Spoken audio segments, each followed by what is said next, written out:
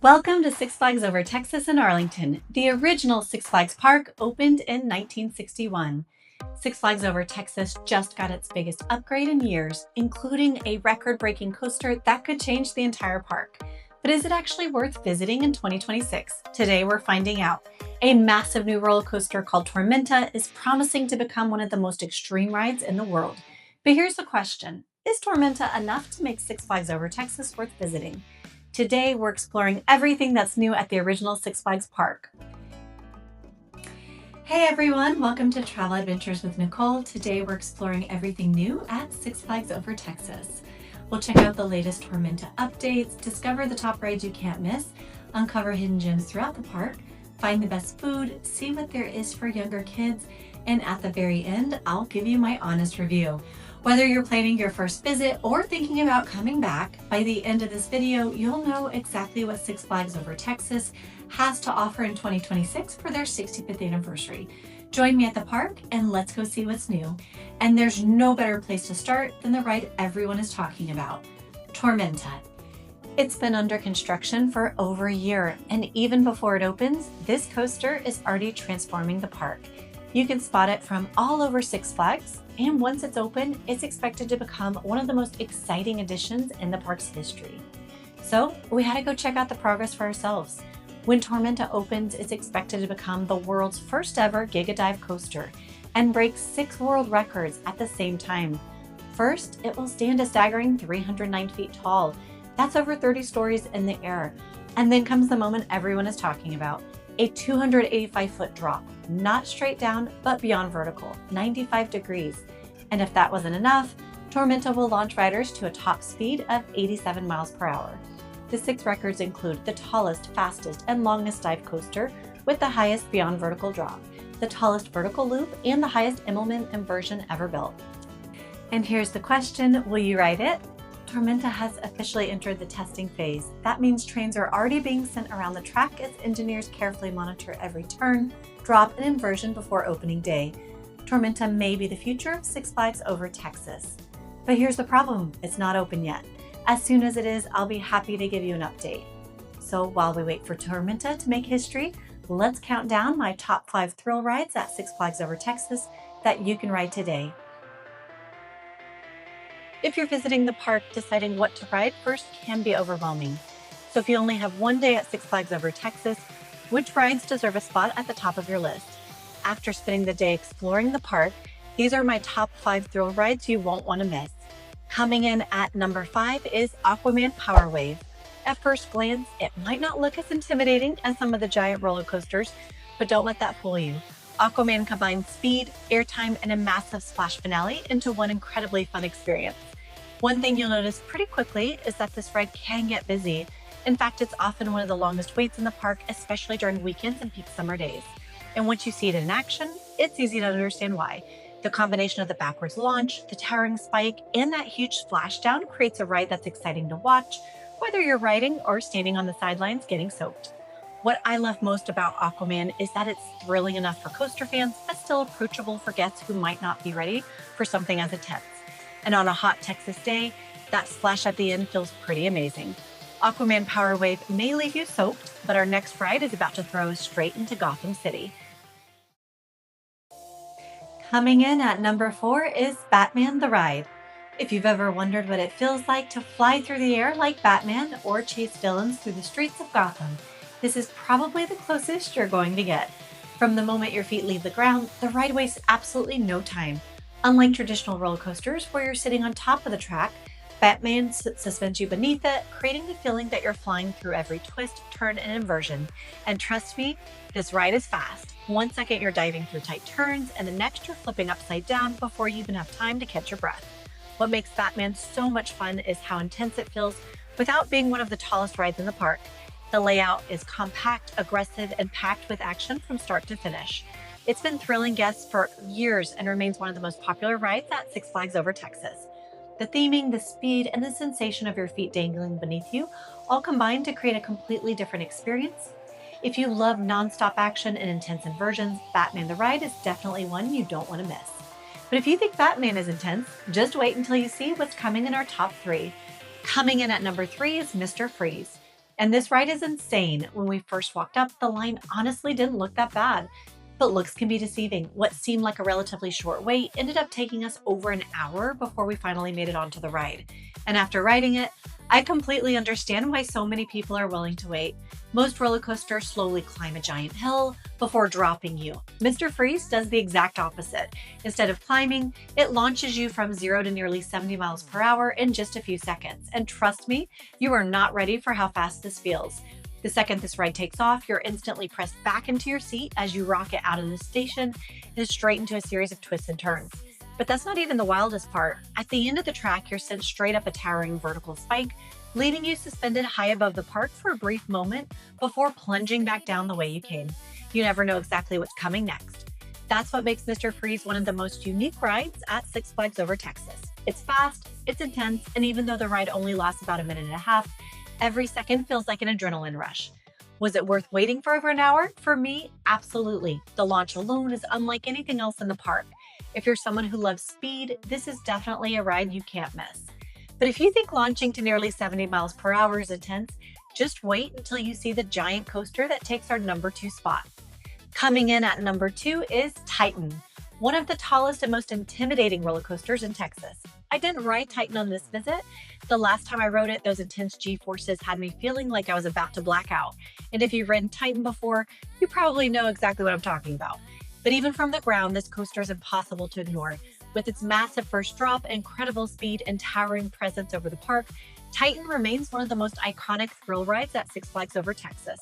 And if you're brave enough to take it on, you'll definitely earn some bragging rights. And that brings us to our number 1 thrill ride at Six Flags Over Texas, the legendary New Texas Giant. Now, unfortunately, this story didn't exactly go the way I was hoping. After spending time waiting in line and getting more and more excited to ride what many people consider the best coaster in the entire park, the ride suddenly went down for maintenance. At first, I thought it would be a quick delay. A few minutes turned into more waiting, and eventually we learned the ride was being worked on and wouldn't be reopening anytime soon. I was disappointed. This was the ride I was looking forward to the most. I've always loved this ride. New Texas Giant isn't just another roller coaster, it's one of the most famous coasters in the world and helped change the roller coaster industry. People travel from all over just to experience the incredible airtime, smooth ride, and legendary first drop. It's so good that even if you have to drag your friends kicking and screaming to get in line, it's absolutely worth it.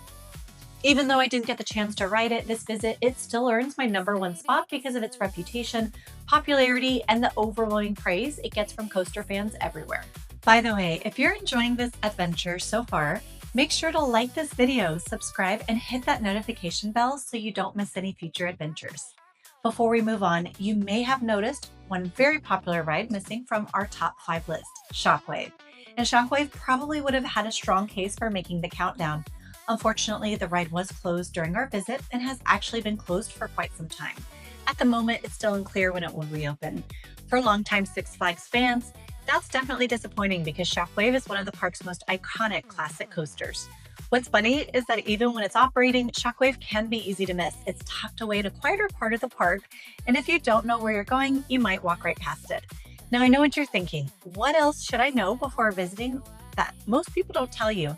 That actually brings us to our next section, because some of the best experiences at Six Flags aren't always the biggest rides or the most popular attractions. So let's leave the thrill rides behind for a moment and check out some of my favorite hidden gems. Just because a ride isn't the biggest doesn't mean it won't have one of the longest lines. Case in point, Runaway Mine Train. This classic coaster remains one of the most popular family rides. When we visited, the line was surprisingly long. So if this ride is on your must-do list, you may want to consider using a flash pass or riding it earlier in the day before crowds build up. Speaking of mine trains, we were hoping to ride the mini mine train. Unfortunately, it was not operating when we were ready to ride, and that's something worth mentioning. Throughout the day, we noticed a few attractions operating on only one train, which will increase wait times. Now that sounds like a negative, but here's where Six Flags actually surprised me. The park offers what's called a good time guarantee. If a major attraction you're hoping to ride is unavailable, Six Flags may offer you the opportunity to return on a future date. It's a nice policy that helps take some of the frustration out of unexpected ride closures. Now let's talk about another attraction my family absolutely loves, Gunslinger Swings. It's one of those rides that doesn't always get the attention of the giant coasters, but it consistently gets big smiles. And if you want to see even bigger views, look up, way up. The Texas skyscraper towers over the park and offers incredible views of Six Flags Over Texas and the surrounding Arlington area. Now, one ride we personally skipped was Judge Roy's Scream. Some coaster fans still love this classic wooden coaster, but my family has always found it a little rough for our taste.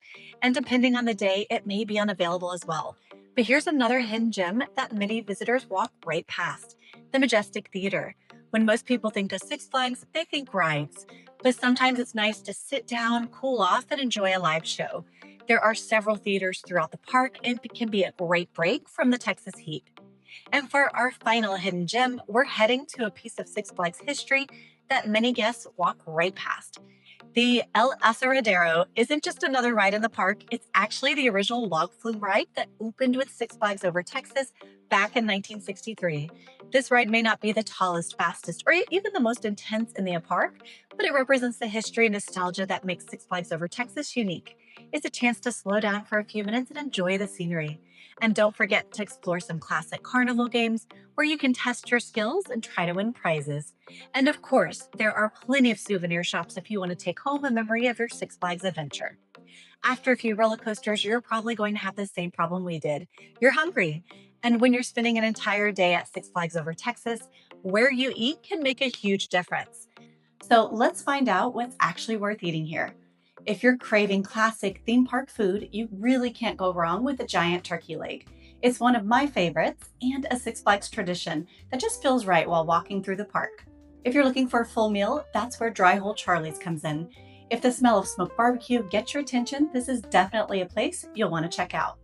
Now, maybe you're not in the mood for barbecue. If you're looking for something familiar and easy, head over to the All-American Cafe, where you can grab a hamburger or fries and recharge before tackling your next ride. But if you're anything like me and have a sweet tooth, there's one treat that's practically a requirement at Six Flags: funnel cake. Crispy, sweet, covered in powdered sugar, and perfect for sharing. Or not sharing, I won't judge.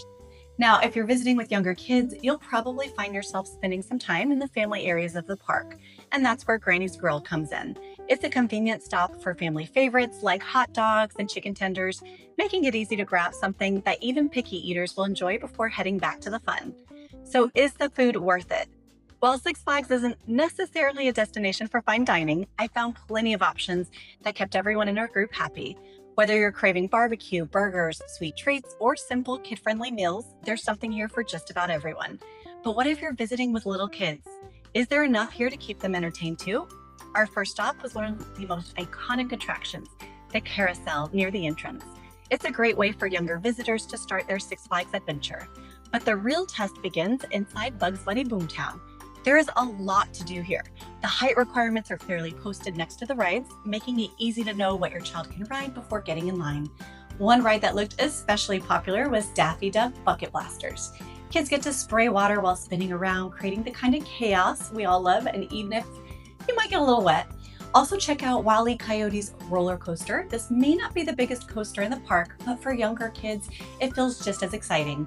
This may be their very first roller coaster experience, which makes a great memory. Nearby, Sylvester and Tweety Pounce and Bounce lets younger guests bounce high into the sky. These attractions may not be the biggest rides in the park, but they're packed with smiles, laughter, and family memories, making this area a must-visit for younger kids. Same for the Bugs Bunny Cloud Bouncer. And don't miss the Marvin the Martian ride. But rides aren't the only things kids need. Sometimes they just need a place to run. That's where the playground and play area come in. And here's something that made me smile.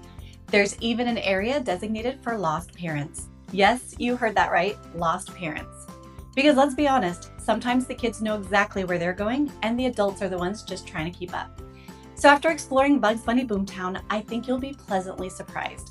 While the giant coasters may get most of the attention, there's an entire section of the park designated specifically for families and younger guests.